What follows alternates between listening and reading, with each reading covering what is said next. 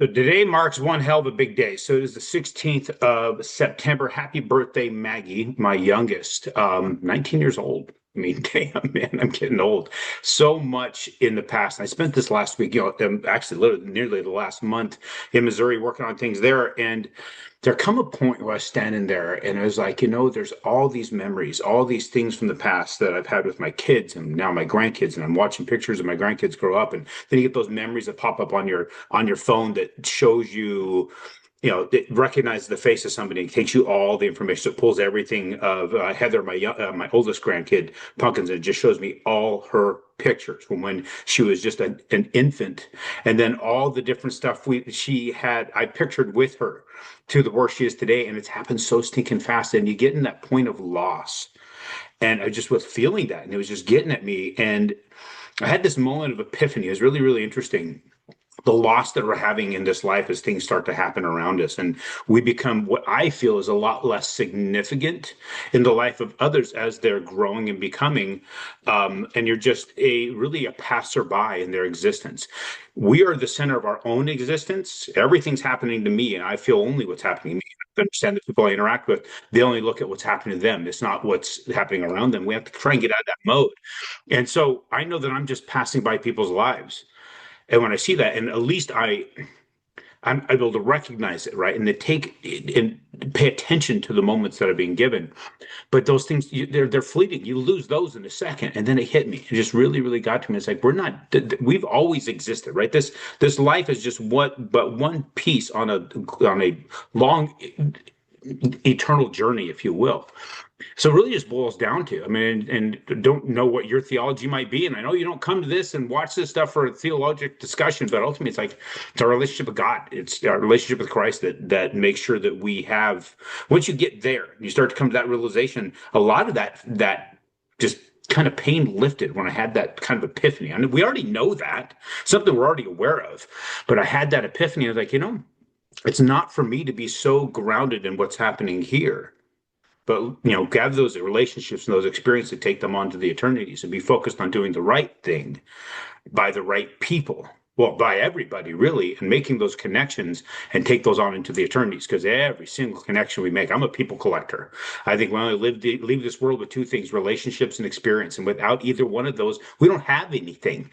We get caught up in cash and gold and all these things and stocks and all the stuff we're doing. We're talking about bonds today and mortgages and rates and holding assets. The only sake I'm holding the assets for the people I leave behind. That's it. I'm leaving something for somebody else. That's my whole goal. I want to have a comfortable existence here.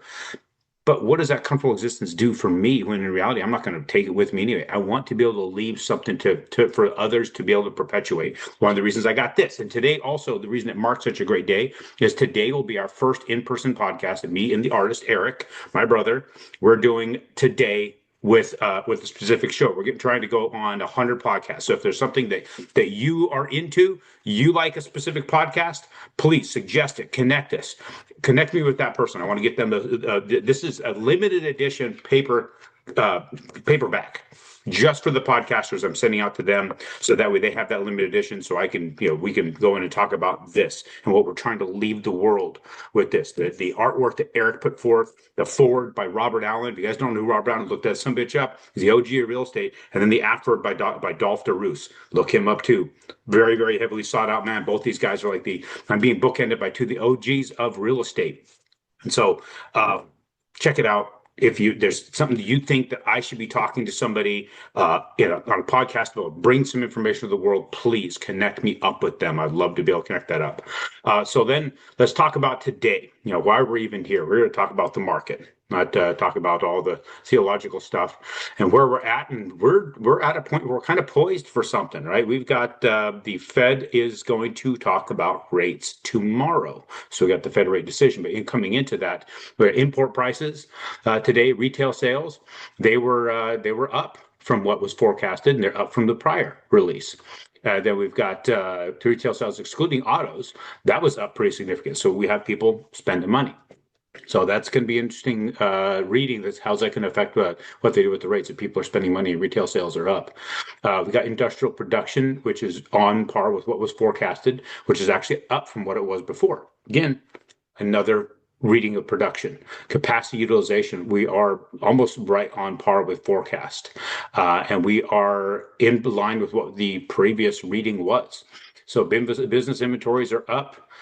And then, of course, the National Association of Home Buyers Housing Market Index is showing that that is up a little bit as well, very, very slight. So, and it's on par with the previous reading. Tomorrow, we have MBA Mortgage Applications Index, housing starts, how building permits, crude inventories, and then the Fed rate decision. That's what everybody's waiting for.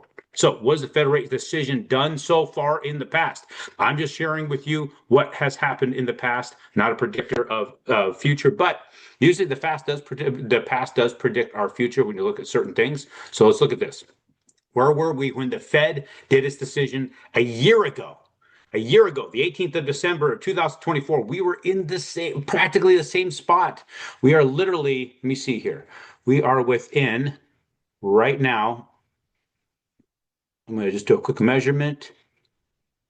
We are within 32 basis points of the peak. And we are actually in line. Crazy. We are, from when the Fed made its rate decision, we are within 12 basis points, 1/8% in price. So 12 basis points of the Fed's previous rate decision.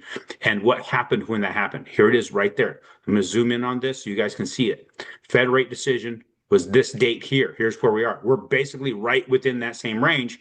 And then we had a little bit of an improvement, and then bam, we slid, and we slid hard. Fed made another rate decision, took another negative turn, not huge. Then came back at the top of this channel. So we were trading in a downward channel. I left that channel here for this discussion.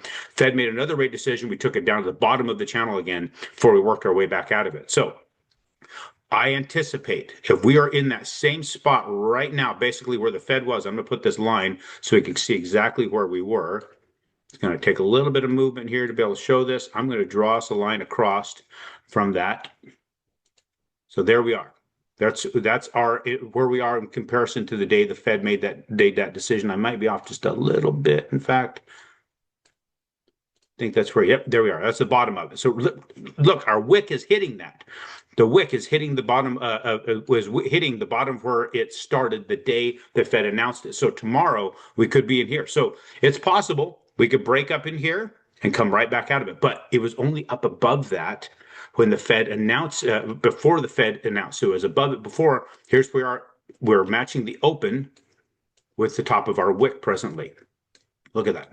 So I don't know how that's going to play out, but we know it did a jump up and then worked its way back down. That was the previous Fed rate decision. This is where we sit today. The top of our wick is right there at it. So we'll have that rate decision tomorrow. We could get a jump up and then our work back down. That is anticipated. It may not happen that way. Things have gone different than what I anticipate just by looking at price action in the past, but we shall see. So there you are. That's what could happen in the next couple of days. So if you're sitting on the fence, do I wait? Do I feel what the Fed's going to do? What do I lock? You make your decision. You let us know, and we'll make that. We'll make the call for it. Yeah, we'll make the adjustment to your rate accordingly. Lock it, don't lock it, your call. But if you're locked, guys. That's the thing. Once you lock, you pull that trigger, you're locked. Calling me back up, say, hey, things just got better according to the news. Doesn't work that way. Unfortunately, it does not. Now, if there's a monster movement, maybe we can do something, but not just, oh, it dropped a tiny bit. That's not even going to influence anything. Appreciate you guys. We will talk to you on Friday, and we'll see how tomorrow plays out.